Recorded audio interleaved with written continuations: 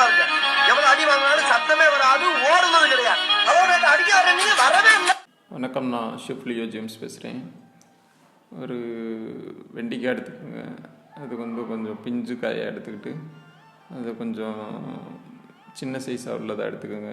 எடுத்துக்கிட்டு இது மாதிரி கோம் நைஃப் எடுத்துக்கிட்டு அதில் இது மாதிரி பி ஷேப்பில் கட் பண்ணுங்கள். உள்ளே ரொம்ப டீப்பாக போவேன்னா டாப்பில் ஸ்ட்ரைட்டாக வி லைன் எடுக்கிறீங்க. எடுத்துகிட்டு கிராஸில் அப்படியே அந்த வியை எலிவேட் பண்ணுறீங்க. அந்த மாதிரியே அப்படியே ஃபுல்லாக ரொட்டேட் பண்ணுங்கள்.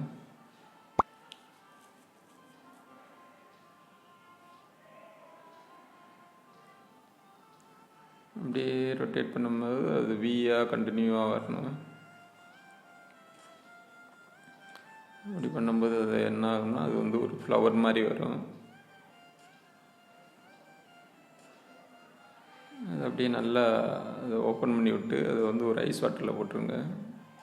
அதே மாதிரி ஒரு வெண்டிக்காய் எடுத்துக்கோங்க. எடுத்துக்கிட்டு அதே மாதிரி வி ஷேப்பில் கட் பண்ணுறீங்க.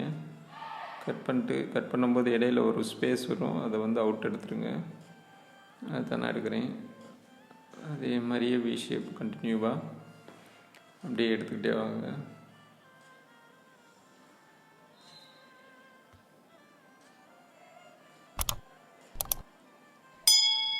ஒரு வி, அதுக்கப்புறம் அந்த உள்ள ஸ்பேஸு அந்த க்ரீன் பார்ட்டை வெளியில் எடுக்கணும். அடுத்து ஒரு வி, இதே மாதிரி.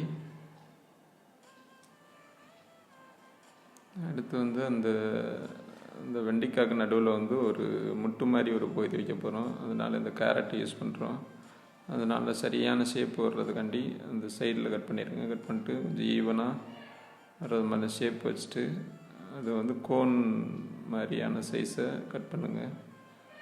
கட் பண்ணிவிட்டு இந்த மாதிரி ஒரு கிள்ளி நம்ம கார்வ் பண்ணுவோம்ல, அது மாதிரி அப்படியே அதை ஷேப் பண்ணுங்கள்.